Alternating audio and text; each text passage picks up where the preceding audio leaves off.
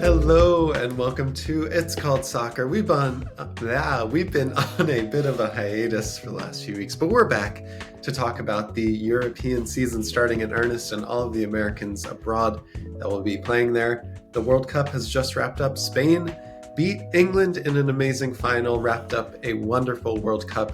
Not so wonderful if you're a USA fan. So we'll cover all of that, the Spain win, and what's next for the US women's national team. Vlatko Andonovski has resigned as the manager. So what happens next? And Lionel Messi, the American GOAT now, has won his 44th trophy in professional soccer. That's insane. Beating Nashville in penalties in the Leagues Cup final. He hasn't even played a game in Major League Soccer yet, and he's already won more trophies than the New York Red Bulls / Metro Stars has ever won in their existence, so that's a little sad. But before we get talking about all of that, we need to check in with our co-hosts. I'm Jake here in Philadelphia, Pennsylvania. Now let's go to the teacher that deserves a raise, the pride of Chattanooga, Tennessee, Ellie Godden. What's up? How are you? Good. That's surprisingly, yeah. Education's going great. We love teaching. Been in the school year for about 2 weeks now, so happy to be back. Happy to have my classroom back in order, in some kind of working order. Yeah, and Chattanooga FC still undefeated this season, so happy to see. Yeah, the kings of Nisa right now. So keep a knock on wood for that one. And see, we only have about 2 months left in the season, so we'll see where we go from here. There we go. What will they get promoted to if they win this league? You never know. You never know. Stay tuned. I joke. I was gonna say. All right.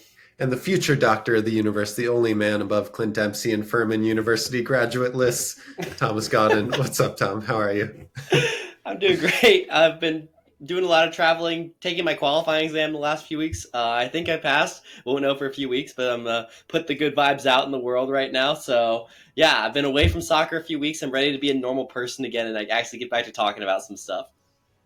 Will the qualifying exam qualify you to drive the Mars rover, or what is this qualifying you for?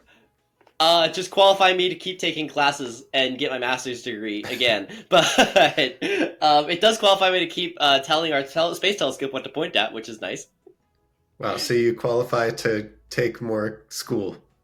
Yep. How exciting. Good luck. Amazing stuff. I hope you pass. I hope you pass and you get to learn more things in the world.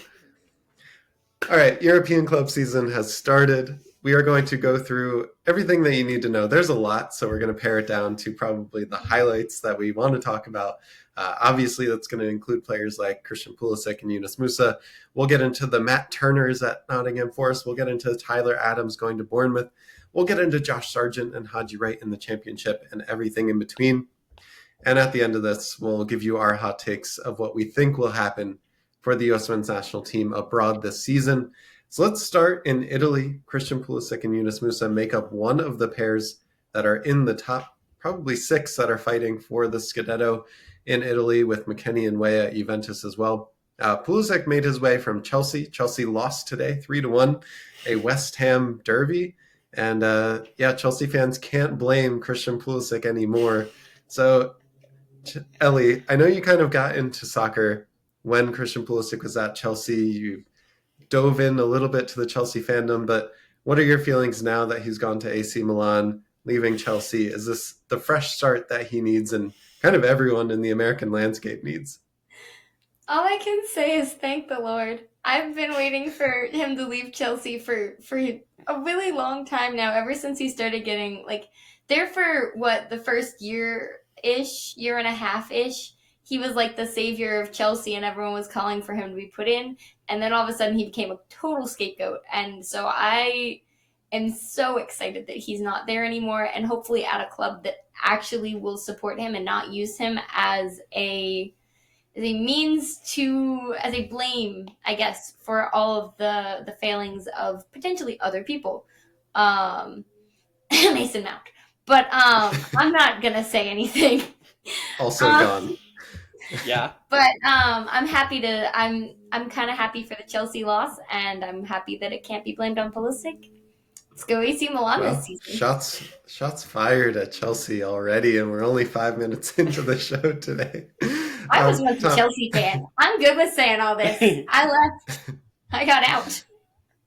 Tom, it did seem like Pulisic in that first year at Chelsea wearing the number 22 kind of dragged that Frank Lampard team into the Champions League, and then the next season earned the number 10 role, and then he brought the team into that Champions League final, scoring incredible goals, really important goals against teams like Real Madrid in that semifinal.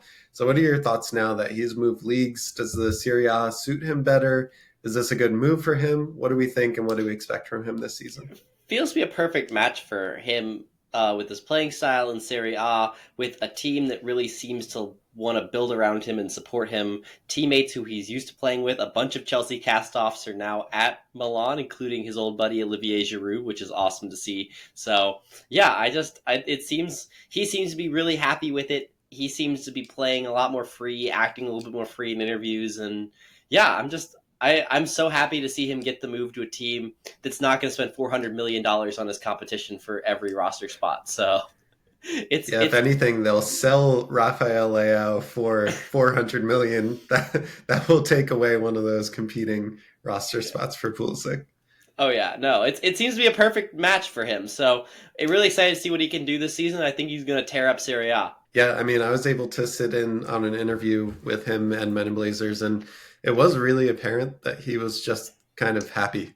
And that's the best and easiest way to put it is he there were genuine smiles. There was like some freedom to the way that he was thinking about things and just talking about things. It was a normal Pulisic interview, right? Where it's like, it's cool, dude. Like, it's nice, man. I like it. But at the same time, it was like, it genuinely was really nice to see. And it felt like there was a weight you could see lifted off his shoulders. And part of that is the happiness and the smiling face of Yunus Musa being his partner there, leaving a dumpster fire at Valencia in La Liga for AC Milan. Now, Pulisic got a lot of fanfare when he was purchased by AC Milan. He was met at the airport by fans.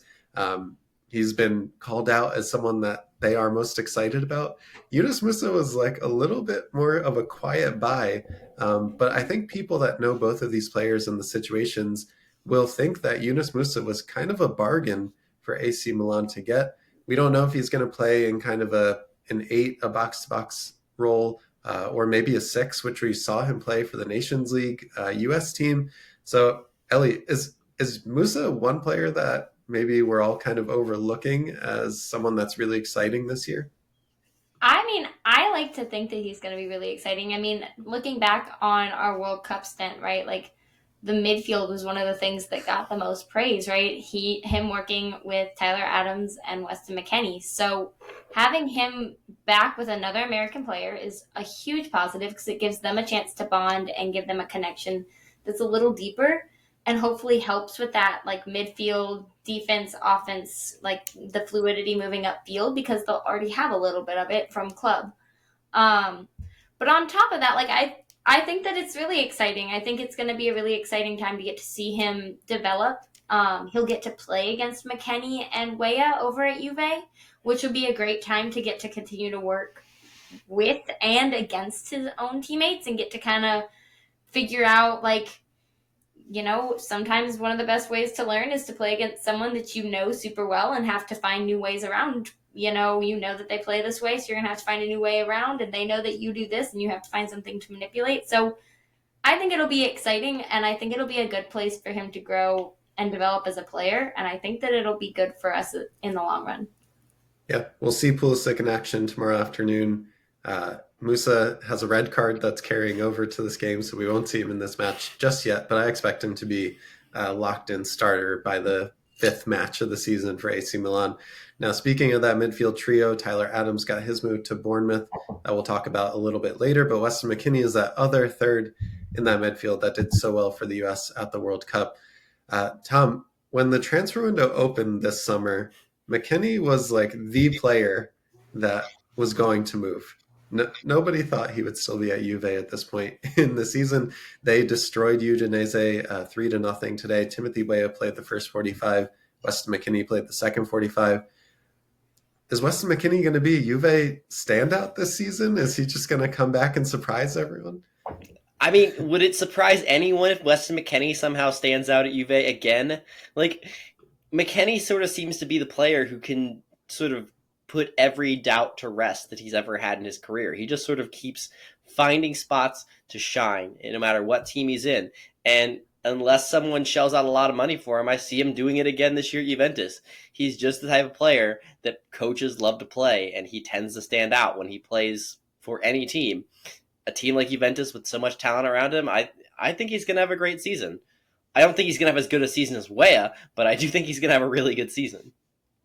Yeah, and we saw Juve come out in the 3-5-2. Weah was playing exactly where we thought he would, essentially Juan Cuadrado 2.0. So, Ellie, we know that he likes to play as the right wing in a 4-3-3 for the U.S. men's national team. How are you feeling with his role at Juventus this season? Is it going to help him develop some defensive duties? Is it going to hurt him by not being in the right positions? What do you think? I think if I see him put on any back line again, I think I'll scream, and I think I'll lose all faith in humanity. Um, but so I'm kind of hoping that he doesn't gain too much defensive prowess, if that makes sense. Like, I'm hoping he doesn't get put on the back line, which was a problem we saw all the time when he was over at Lille. I'm hoping that in his role at Juve, he will get the chance to develop further as a wing, and potentially, like, we see that front line for the U.S. change a little bit. And I think Weah, I don't think there's any question about whether or not Christian Pulisic should be playing on the wing in his natural position. I do think there is, like, Weah has some competition for his role, and so I think that this is a really good chance for him to develop and put any, like, lingering arguments or concerns to rest. And I think that he can definitely do that at Juve. I think, again, anytime we see two Americans playing on the same team, it's a good opportunity for communication and any kind of gelling and, like, any kind of developing as a squad to happen outside of the usual training grounds. So I think it's a good shot for him to develop with McKennie, to play against Musa and Pulisic, to, like, kind of stretch his legs, and we'll see where he goes. Multiple choice answer before we move on. I'll ask both of you. Who ends the season higher up in the table? Is it AC Milan or Juventus? I got Milan. I do too. Yeah. Right, more talent there we go. around them. They were a better team last year. I think Juve will have a fine season, but I think Milan is a better team. They brought in so much talent, and they're only going to improve from last year. Yeah. The only thing I can see happening in Juventus's favor is that they don't have European football this season. They'll be able to focus entirely on the league. We'll see what happens there. They're just two of the American pairs. It seems to be happening more and more. We'll talk about all the English teams. We have Tim Reeb and his grandson Anthony Robinson on the same team. We have Brendan Aronson and Jordan Pefok at Union Berlin. I want to quickly just touch on a trio, not just a duo, at PSV, as it looks like Serginho Dest is moving over there to the Netherlands, back to the Netherlands where he started at Ajax. So that team, PSV, will have Ricardo Pepi up top, Malik Tillman either on the wing or in attacking midfielder position, and Serginho Dest in that right back position. Is this one of the best teams to watch for Americans? Is this the best team since Leeds United way back when? Or is this going to turn out better? My question is, what's the nickname? What's the nickname, right? We had Leeds United States of America. We've had Full America. Like, where's PSV? Come on, I need the nickname now. It's kind of hard. The puns don't really work with this one. This will be a fun season to watch them, although I watched their game yesterday. They struggled in the first half, and notably, Tillman and Pepi did not see the field at all. So Pepi is firmly behind Luke de Jong, who had a great game for them yesterday at that striker position, and Tillman's going to have his work cut out for him to get into that midfield. So we'll see. I think Dest probably gets the most minutes of the three this season, but there's minutes to be had for all three of them, and it's going to be fun to watch. They're going to dominate that league and be in the Champions League as well.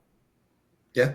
And a return really to the place where he grew up and is probably the most comfortable and probably the place where he needs to go right now after, I have to say, like some failed transfers where he really didn't follow through, whether it was loans to AC Milan, whether it was his transfer to Barca.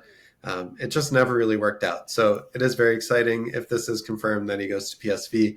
He'll have some Americans there that will be able to bring him in, and he'll be back in the country where he grew up and probably feels comfortable to develop back what we know he can be, because he always shows out for the US men's national team. We would love to see that Serginho Dest at his club team as well.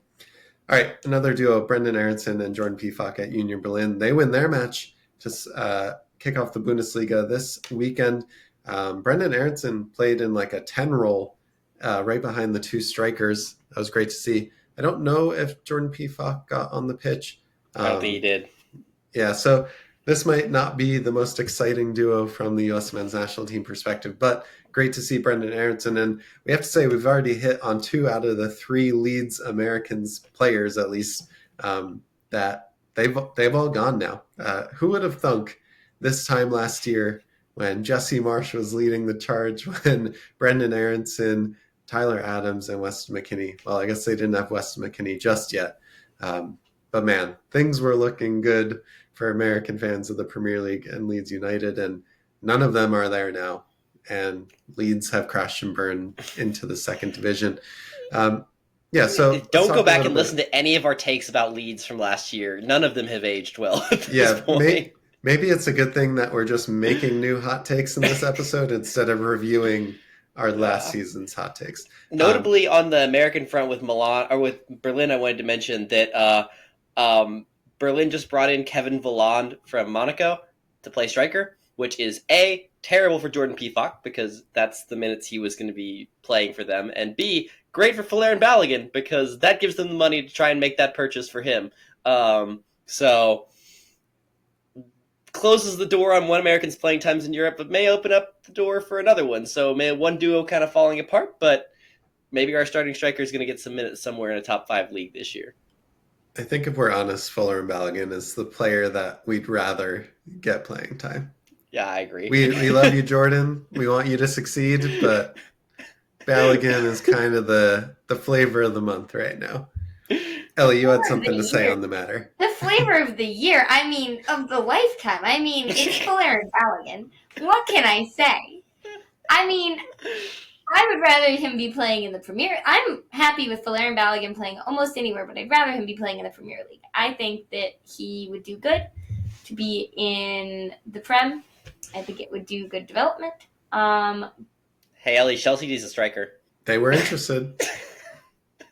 The only thing, though, Arsenal is going to, like, if their valuation of Balogun is 50 million, they might accept 40 or 45 from Monaco, but they're going to charge 80, 90 to Chelsea or Spurs to buy him off of it. So I doubt we see Balogun go to a Arsenal rival in the Premier League without jumping to a Monaco first and then back into the Prem.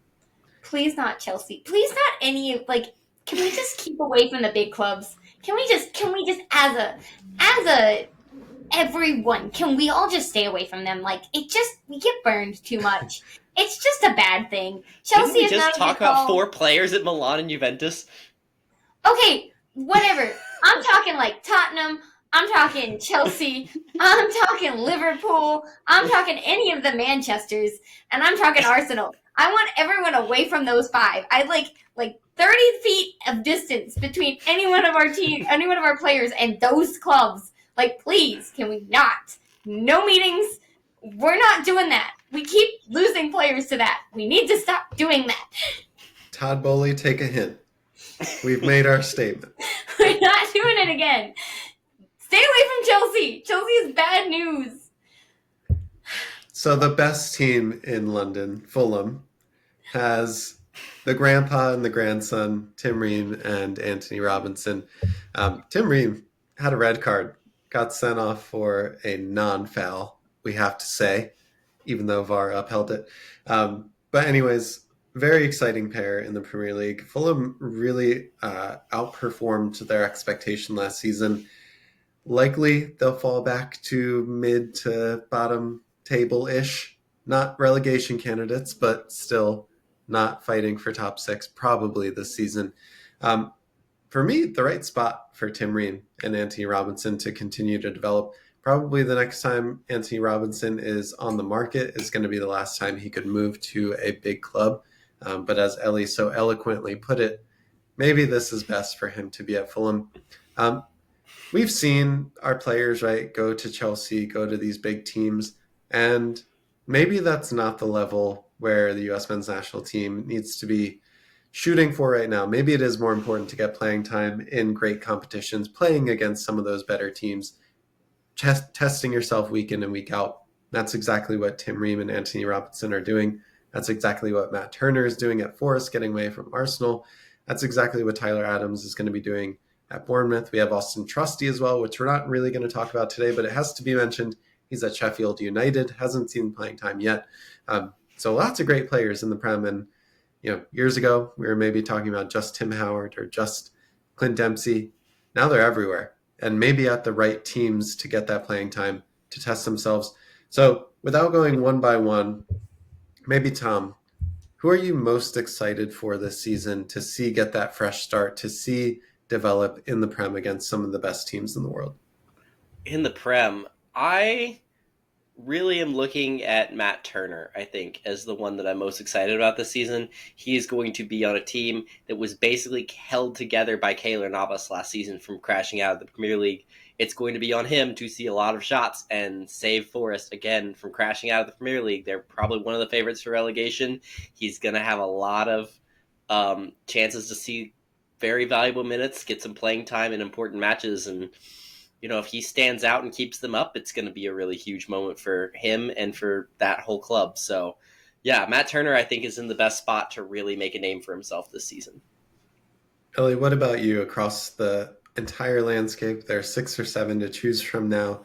Who's going to be the player in the team that you're putting on your television each weekend? Tyler Adams. I mean, it's no question for me. Like 10 times out of 10, it's Tyler Adams. I've loved watching his development so far. I'm really excited to see where he goes from here. I kind of wish he were at and correct me if I'm wrong. I'd like to see him at less of a lower table team, if that makes sense. Bournemouth is closer to our relegation zone, and I'd like to see him at something slightly stronger than that. But I'm hoping that he uses this time to develop so that he can get closer to a mid-table team. And I'm hoping that that's where he moves, because I'd like to see him.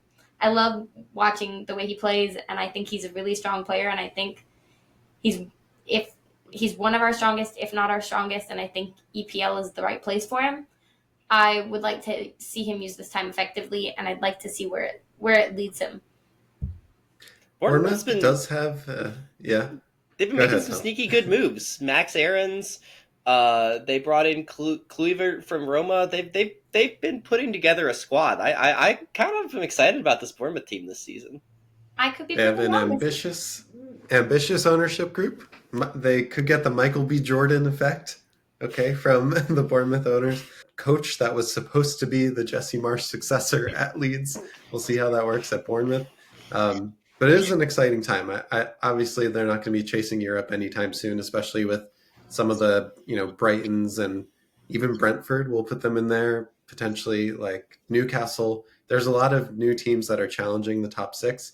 Bournemouth, yeah, they're going to be one of the 6 or 7 teams that are placed in that relegation spot. But if my money's on it, they'll probably stick around in the Premier League next season. Staying in England, though, we should talk about our number 9 situation because, Ellie, you mentioned Fuller and Balogun. Do you have a place that you want him to end up? Because we have Josh Sargent and Haji Wright that are just coming up in that bottom or in the championship that have goals already. Hear me out. Newcastle. Newcastle is not your everyday, for years they've been your mid-table solid team that just keeps existing, and I think they're on such a big rise. Last season we saw them jump to the top of the table. They looked like they might contend for place in the champion and like the champion position, right? They've shot up really high, and I'd like to see Valerian Balogun at a team that's up and coming. Because I think he's an up and coming striker, and I think seeing him at a team that's developing and is building a culture around success and is striving and moving for that, I think it would be good for him as a player.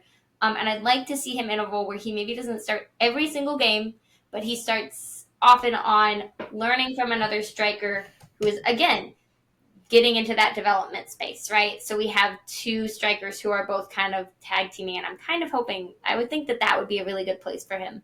That or someone again kind of mid table. I love a good mid table Prem team. I just think, it's just a good place for us. Like let's hold off on the big ones that we just keep getting kind of burned by. So I don't know. I would like Newcastle personally would probably be my biggest choice. Yeah. I mean, I feel like he's a year late to that with Alexander Isak. Maybe if they sell Callum Wilson, then Balogun could, because they do play with two strikers sometimes. They sub out. Isak can't play the high press for 90 minutes, so it could be. Tom, in the same country, Josh Sargent and Haji Wright already have goals to their name in the championship. Is Balogun going to be the number one for the U.S. men's national team if he doesn't get playing time? And what would Josh Sargent and Haji Wright need to do in the championship as a competition to start getting their names on the team sheet? I mean, Balogun is the locked-in number one for the U.S. until he shows us that he can't do it. I think that's pretty obvious for now, but that could change. I mean, Josh Sargent had a great World Cup until he got hurt. Haji Wright scored a goal at the World Cup. We will not talk about how he scored that goal. He did score a goal at the World Cup. So, there are some names out there who could really press to push push Balogun and push Pepe, who I think is the clear 1B right now. But if he's playing back up to Luke de Jong at PSV and Balogun's backing someone up anywhere in Europe, then all of a sudden the hot hand is going to be the two teams chasing promotion in Coventry and Norwich, who both are starting American strikers, or even another team chasing promotion who's going to have an American coming back later this year in Daryl Dike at West Brom, who's back in November and is going to be in the same league. And it's going to be really easy to compare the stats of Sargent, Wright, and Dike because they are playing the same competition week in and week out. You can even go further down. There are rumors about Jesus Ferreira to La Liga, and that would be another name that could push for minutes with the U.S. again if he goes to La Liga and starts lighting it up. So I think that, for me right now, Balogun and Pepe are set in stone as the top two clear choices out of the hat of strikers. But below them, it's anyone's game. And if those two aren't producing and you need the hot hand to come in and play a few matches, I mean, I think Sargent and Wright are just going to pour in goals this season. It seems pretty likely that they're going to have excellent seasons. We did talk about Leeds United and how quickly things can change in a year. I'm wearing a Conrad de la Fuente jersey for Marseille. So I'm just saying, let this kit be a reminder to all of how quickly things can change in a year or two and how different the situation might be if Josh Sargent or Haji Wright or Daryl Dike or anyone starts to heat up and Balogun doesn't find the right fit. Although he has the highest ceiling, obviously. Again, if I'm picking Balogun or Pefok or Balogun or anyone else, I'm going Balogun right now. But I just want to say things can change very, very quickly in a short amount of time. And we'll see where all of that lands. Speaking of things that maybe don't change as much, Gio Reyna was not fit for the Dortmund opener. Is it, in my eyes right now, my perspective, I'm starting to worry about Gio Reyna. When he was 19 and he has taken 5 or 6 months to recover and he was going to come back strong and fit, that was fine. But now it feels like it's an issue, something that's kind of hanging over his head. Where do you guys stand on Gio Reyna right now? It's hard to stand anywhere when he's hurt. Yeah, I mean, when you look at Dortmund's squad and how strong they were last year and how strong they still are, you've got Holler, you've got Adeyemi, you've got Mukoko, you've got Malin, you've got Royce, you've got Brandt. There's a lot of really strong players in that team who are going to produce for that Dortmund squad. Gio can't see the field if he's not healthy, and so I know this one wasn't his fault, and you can blame Canada for this extended absence again, but like this is 2 years straight now. You basically haven't been able to rely on him for more than 30 minutes a game, and clearly he's got a very high ceiling. He's a fan favorite for U.S. men's national team fans, but it's basically just theoretical potential until he actually gets back on the field, and that's starting to become a very big concern that his ceiling is dropping as he continues to lose time. Yeah. Well, hopefully Gio Reyna does get fit. Hopefully Gio Reyna does get healthy and gets a lot of playing time and match time this season. We won't touch on all these transfers, but we talked about Jesus Ferreira potentially going to La Liga.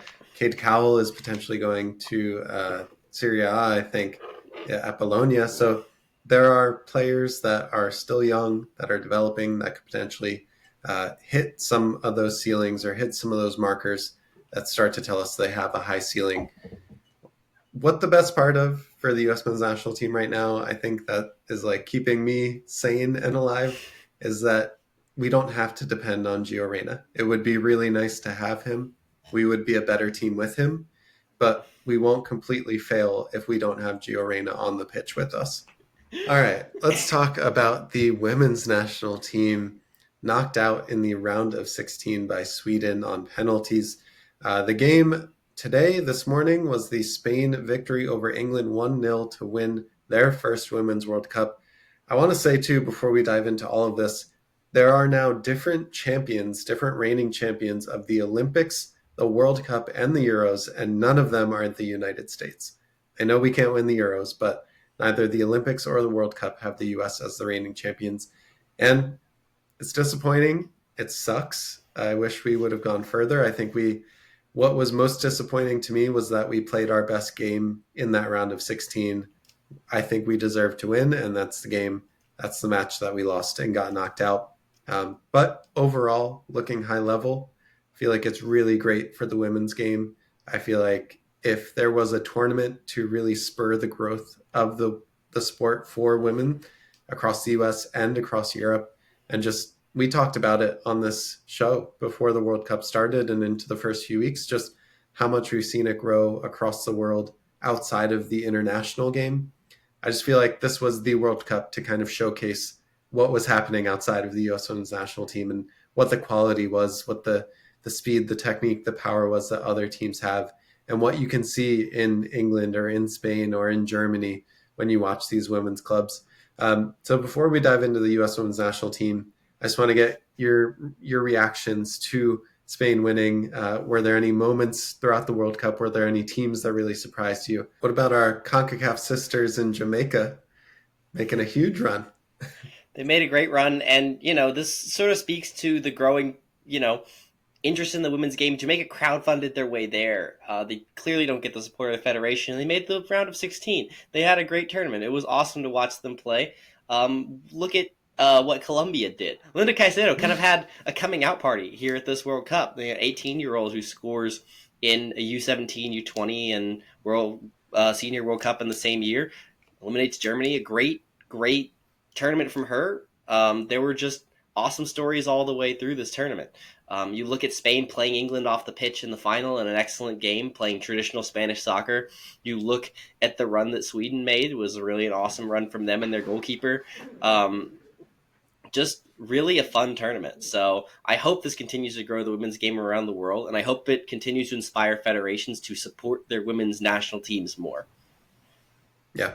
I was most worried going into this that expanding it to 32 teams could potentially dilute the talent pool, create a lot of opportunities for there to be, some more 13-0 matches. But even teams like the Philippines, New Zealand, they had some great results throughout the World Cup. And there really weren't any crazy blowouts that kind of showed the gap between talent. Like everyone, there were obviously better teams, there were worse teams, but there were upsets, there were underdog stories. Like it was a really good World Cup. Ellie, honestly, like it's a shame that the this World Cup was played at, midnight to 6 a.m. Eastern time, because it made it really difficult to follow. And unless you were completely invested in a team or a story, it really just wasn't like worth it, as speaking as an adult with a job. It's tough to do that. You got to get back on school schedule at some point. So Yeah. Yeah. The Sleep late schedule night was stuff. very hard to maintain while watching World Cup this time around. Yes. Yeah. Now, speaking of those times, the U.S. Women's National Team, their road to the final was supposed to be played at 9 p.m. Eastern time in the knockout rounds. But, we come in second in the group. We have to face Sweden, the number 3 team. We're the number 1 team in the world, and Sweden gets the best of us in penalty kicks. Vlatko Andonovski, he now holds the record for worst Olympic finish for the U.S. Women's National Team and worst World Cup finish for the U.S. Women's National Team. He stepped down a few days ago. We are now with an interim manager. We're in the search. Our GM for the women's team has also, she hasn't resigned, but her contract was running out and they didn't renew it. So there is a lot of turnover and a lot of unknowns for this women's national team, very similar to what the men's team was going through just a few months ago. So does this hurt the NWSL? Does this hurt the women's team, or is it more like we need to think about, and we saw the showcase of the young talent, the future of the team, the Trinity Rodmans, the Alyssa Thompsons, the Sophia Smiths, like the team and the core that's going to be there for the long term. I thought that was really exciting to watch. Has to be said, like, this is outside of politics or whatever, but Megan Rapinoe did not have a great tournament, production and skill-wise. That didn't help any of the conversations that were surrounding her. Alex Morgan probably played in her last tournament for the women's team, maybe the Olympics next year, but we've probably seen her in the last World Cup. So let's talk a little bit, Tom, like from the U.S. perspective, what's the story that you're taking away? What's the feeling that you're taking away from this World Cup? I'm sort of taking away that for as much as we talk about managers and coaches on this podcast, it is very clear that a bad manager can really, really impact a team. You have a manager who's not making subs, not trusting their players, not calling up players to integrate into the squad, not doing his job to create a tactical system that's effective, and all of a sudden you have a team that sort of falls apart. The U.S. team allowed 2 shots on goal the entire World Cup and go home in the round of 16. They ran 5.64 xG under their expected goals, That's ridiculous for a team as good as them. They're generating 1.7 xG a game. Team with that much talent shouldn't be doing that. It just sort of felt like Vlatko didn't have any ideas and never tried anything to fix it his entire tenure. And so it was just frustrating to watch us not integrate young talent, us not continue to rely on Asian veterans, us not make subs through 90 minutes of a soccer game. It was just hard to watch in a lot of ways, and I hope that we maybe use this as a chance to evolve and start to integrate more talent and start to integrate a more tactical system than what we have played. 1.9 passes per possession is just not going to cut it in the modern game anymore. So it's, we try to be positive here. It's called soccer, but it's hard to be anything but extremely frustrated when you watch the performance the U.S. women put in at this World Cup, because it was just straight up not good for large portions of it. I'm not going to lie. So the U.S. lost a week and a half, 2 weeks ago. You just brought back trauma by when you said not using subs. I was like, I completely forgot about that. Like I've gone past it. I thought I was healed, but no. We played 180 minutes of group stage soccer and made 2 substitutions during those 180 minutes. 2. So cool. So cool. And we also, I just feel like we never really trusted players to play in the right position. You want to guess how many if you take out the Thailand game from the last World Cup, you want to guess how many World Cup goals Alex Morgan has scored in her last 19 World Cup matches? 3. It's 2. Yikes. Big yikes. Sophia Smith is the greatest striker in NWSL history, and we never saw her there except for in desperation time against Sweden. It feels like maybe we should have tried that at some point. And maybe we would have if Katarina Macario and Mallory Swanson were healthy, but if our backup plan for those two being injured is Alex Morgan running the entire offense, then things are wrong in the federation, and we need to use this as an opportunity to reevaluate. Honestly, though, like you talked about the injuries and how different this U.S. team could look with Macario, um, with Swanson, with all these players, but every team, every big team was missing Viviana Maidema. Like Spain, Putellas, the reigning Ballon d'Or winner, barely played. She was on the bench for most of the tournament. Also, like 4 or 5 of their best players were basically striking. They were sitting out this tournament because of problems with the coach and the federation. So I like, yeah, obviously we would have been a better team, but I just can't see that as an excuse for the women's team because Spain won the World Cup. They probably were without 4 or 5 of their best players. Including the starting goalkeeper. But the way that Spain responded to that was by trying a bunch of different players and integrating new talent into the team. Their starting goalkeeper in the final got her international debut in the round of 16, which is a wild thing to do. Meanwhile, there was an interview or a clip that got posted in an article where once Macario went down, we decided that we were going to tell Alex Morgan to play like Catarina Macario as a hope of duplicating what she did, which is ridiculous. Like, that's our solution to this problem is, have our 34-year-old striker play like our 21-year-old like phenom. That's just not sustainable. Or when Becky Sauerbrunn goes down, our solution is to bring Julie Ertz back out of retirement and stick her in there. Like, what are we doing here? It's hard not to sound like Taylor Twellman yelling after the yeah. 2017 Cuba failure. We ran Andy Sullivan for almost the entire World Cup. Yeah. As Tom was just talking, Ellie had this 1,000-yard stare to her. So, Ellie, I just want you to wrap us up and take us home with this. Like, where do we go from here? Do we need a new coach that implements a more global system around passing possession, like around more of the talent that the U.S. women's national team has? Where do we go from here? What does the future look like? I think we need a new manager, and I think the federation needs to wake up.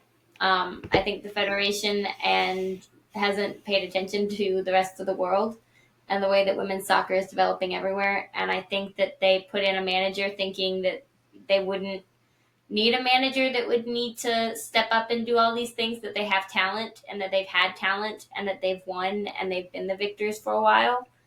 And I think that they let this slide through their fingers. And I think that somehow the Olympics wasn't a big enough wake-up call.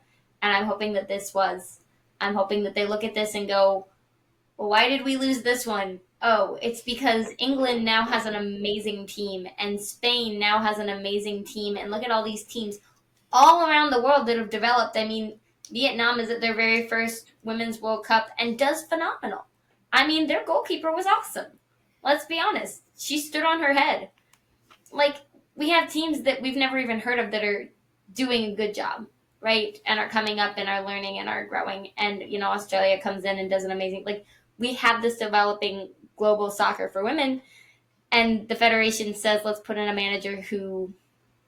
He'll just be there. And he'll try and do the things that we have been doing that's been working. Because that's been working. But it doesn't work when all the world is caught up to you and is now fighting for your place. The crown doesn't stay on if other people start trying to fight for it. You have to fight back. And so I think that this needs to be a wake-up call for us, that we need to step up. Andonovski was always seen as a player's coach, and I think now we see we couldn't just depend on our physicality or our athleticism. Like, we needed a coach that thought things. We needed a coach that had tactics and strategies instead of being purely a player's coach. So you said it well. I listened to the Scuff recap, and it got so bad to after the Sweden game, they were pointing out any triangle of players on the field that passed the ball between themselves because of how few of those there were at this World Cup. That's coaching. Like, that has to be. I'm gonna sound like a broken record here, but man, this is hard. Yeah, there's been some great content scuffed. The recap show with Kristen Press and Tobin Heath. They were actually talking about, I think it was them, when they won the tournament in 2019, there was a game against France where one of the assistant coaches for the women's national team for the US um, basically created the strategy that Jill Ellis implemented to um, give them the middle of the field because they were really great in wide areas. And all of the players were like, "What do you mean give France the middle of the field? That will never work." And we completely shut them down that game. Like France had no opportunities because they weren't meant to hold the ball in the middle. And it's just moments like that where I'm like, it's not just Flacco. It's like there's an entire team that's looking at game film, that's developing game strategies, or should be. And there's ways to do that than just what formation do we play? Where do you stand on the field? There's like ideas and priorities that you give to your players to be thinking about during these games, and where you want to force the opponent. Where do you want your line of engagement? And yeah, I'm just a broken record at this point. We're just talking about all this. And if you listen to like recaps of the Sweden game, it was clear that the Sweden left back was just completely outmatched. And if you watch any film on her, she gets toasted very easily 1v1. And we didn't seem to intentionally take advantage of the fact that Trinity Rodman could basically beat her at will. It sort of seemed to accidentally happen occasionally. But I feel like any competent coaching staff would watch film and immediately identify that because, a bunch of people did before the game.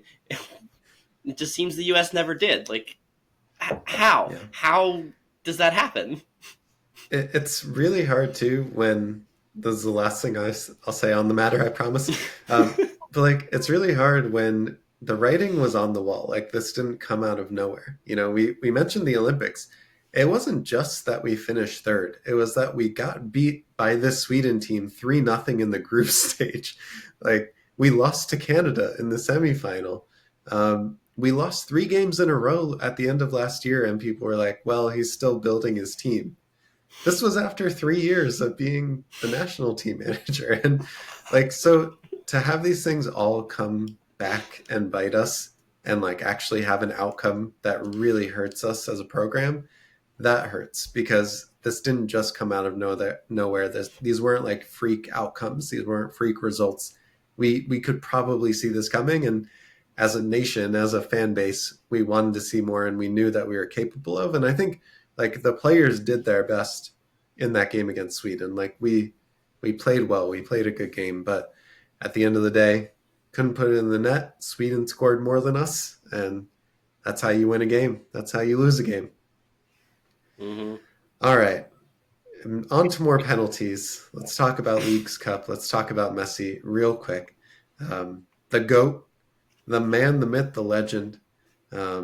He's in MLS. He hasn't played a game yet in Major League Soccer. And yet he has won a trophy. He has won the first ever, the inaugural Leagues Cup as Miami beat Nashville in penalties.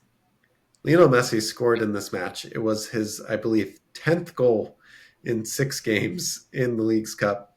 Pretty amazing. What I'm finding to be the best part of all of this is that he actually seems to care.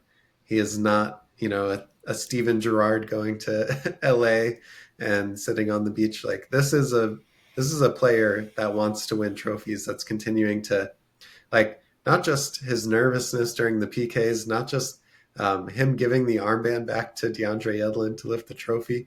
Like I was a Messi fan before this, but I mean, he's respecting Major League Soccer. He's respecting soccer in the United States. So that's my piece on the matter. It was an amazing penalty kick shootout. It went to the goalkeepers, the 11th kickers in. Drake Callender makes his shot and saves his. If we're talking about, U.S. men's national team hopefuls, Drake Callender was with us at the last camp. So pretty amazing to see. Ellie, I know you're kind of PO'd that he's raising prices across Major League Soccer. But what's up with Leagues Cup? What's up with Messi actually caring about soccer in the U.S.? Are you falling for it? No. No, I'm not. I'm not. Yay! Again, I used to be able to drive. I'm like not that far from 2 MLS teams, and I used to be able to go and just whatever I wanted.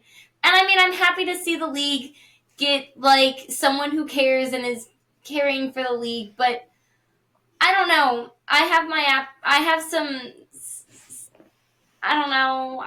I'm kind of not fully committed to this. I have some anxiety about all this. I What see. does he need to do? Does he need to commit his son? Does he need to have a son or a daughter in the U.S. and commit them to the national teams? I mean, Would he that needs to help? play for Chattanooga FC, but I mean that's fine.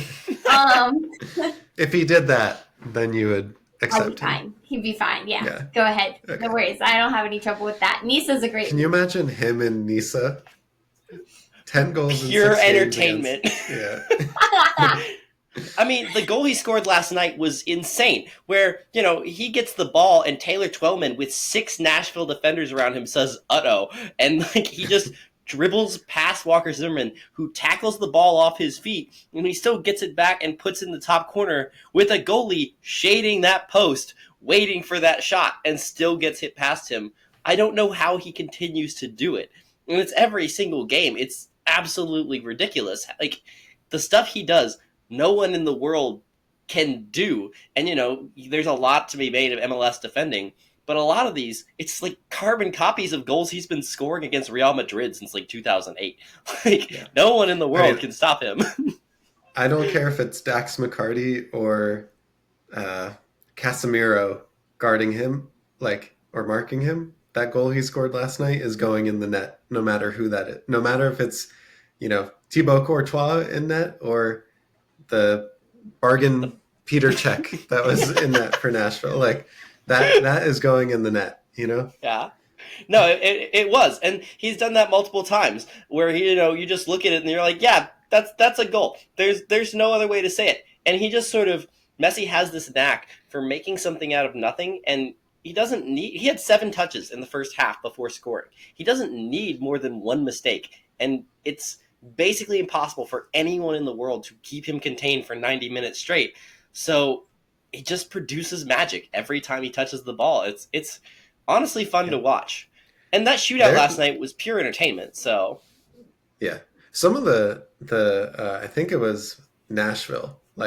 Some of their penalties were top bins, upper 90 every single time. I wanted to point out Insane. Nashville's penalties because their back line did something I don't think I've ever seen before, where Shaq Moore, the right back, went right top bins. Then Walker Zimmerman and the other center back both went straight down the middle. Then Daniel Lovitz, the left back, smashed one left top bins. They all 4 went to their perfect positions and put them in the exact spot they wanted to. It was amazing. Jeez. I've never seen anything like it. So that's League Cup.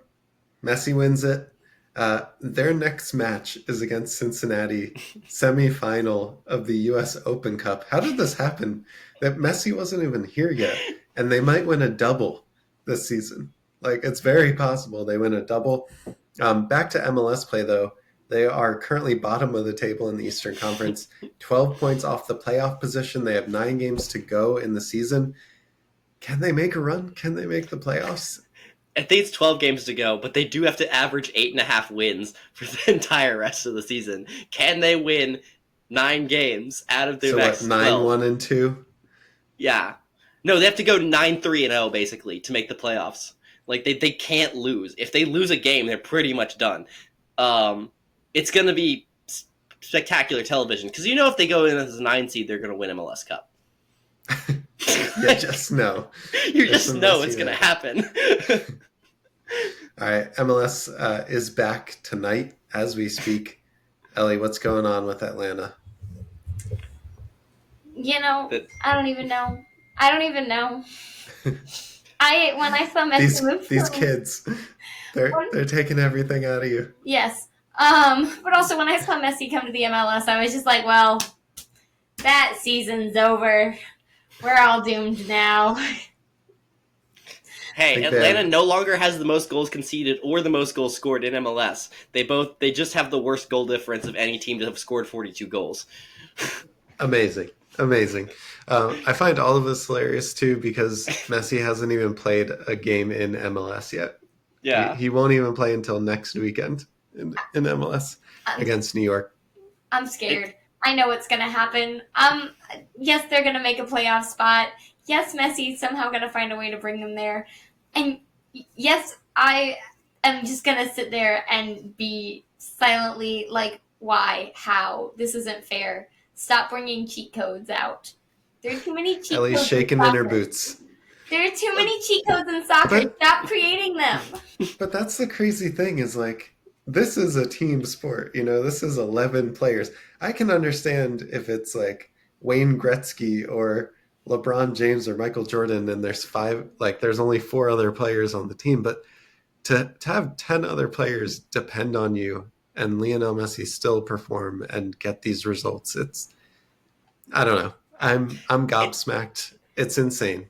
It's The incredible. funniest thing about all of this is that like the players who were there before were having terrible seasons, and then they get Messi on the team, and all of a sudden they look like amazing players. Robert Wouldn't Taylor you in try League's harder? Cup.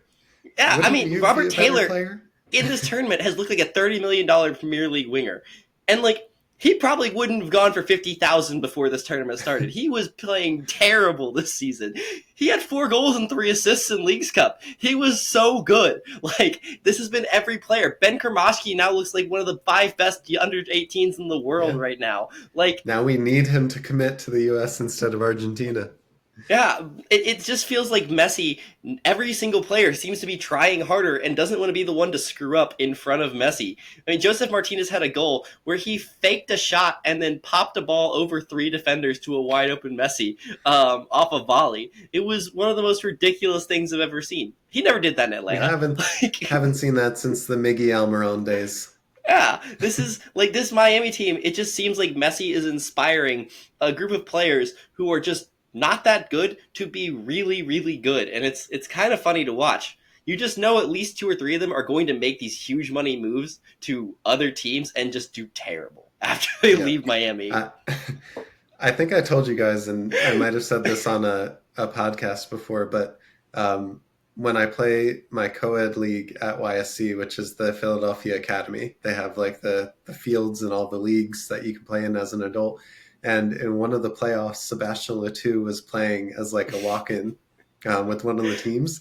And I was just thinking, like, if Sebastian Letou, who is like completely unknown outside of MLS and Philadelphia and New York, like completely unknown to everyone else, if he was on my co-ed team at YSC, you know I'm bringing it up like 7 levels, okay? Now imagine Messi joins you and you were Robert Taylor before Messi. Now you're Robert Taylor after Messi. Okay, now you're a $30 million player. Look, I'm telling you, Chattanooga FC is a great team. Look, I might actually, I wouldn't be as mad at Major League Soccer and at MLS or you know anyone if Messi decided that Chattanooga was a great city. It is a great city. But Messi would make it a little better. Who knows?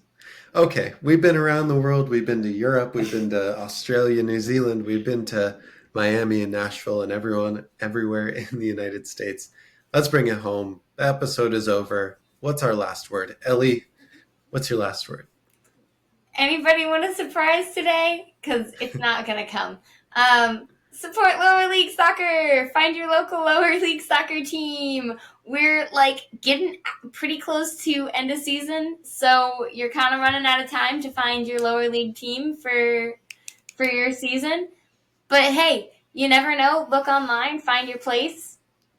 Chattanooga FC is a great place if you're in Chattanooga.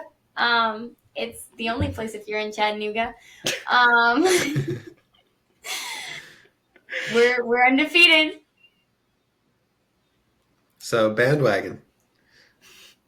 I'm fine All with right. that. Bandwagon on here. Yeah. We will take you. Tom, what's your last word? You know, new season starting up, full of new hopes and dreams. Find To a be shattered. team. It can't be worse than last season, so let's go and have just a great time Don't with this say that. season. It's going to be so much fun, so many great teams to follow. I'm sure this is going to all age horribly in like 3 months, but it's right now we're full of optimism, we're full of hope. I'm glad to be a regular person again after months of having to study, and yeah, I'm just glad to see you guys and chat with you guys. This has been fun.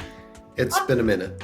On that Yeah. note, can someone like reach out to us in like 3 months and tell us how these takes did? Like, I'm really curious. Yeah, we need an It's Called Soccer tracker Yeah. to hold us accountable. Don't go back and listen to the ones we've done with this in the past. All of them are poor. The one we did for the start of 2022. Yeah. The start of 2022, I called for Gyasi Zardes to be our starting striker at the World Cup. Like, let's not go back and listen to old episodes. And that's the sound of everyone unsubscribing. But y'all, he scores with his face. That's all that matters. And was it his back or his... I feel like there was a double doink where it went off the bar and then to his back or something. I don't know. I don't Who know. knows? It's Gyasi Zardes. Get on or get off. Okay, my last word. Thank you everyone for listening, for watching. Subscribe to the channel. Add a 5-star review if you're listening to us. And we'll see you next time. I will promise everyone, I will try to be more regular with the posting to get us all together. This should be a weekly show. So also make sure you hold us accountable to that. Come into the Discord and yell at us if you don't hear from us next week. But until then, have a wonderful time. Enjoy the footy, and we'll see you. Peace. See you guys.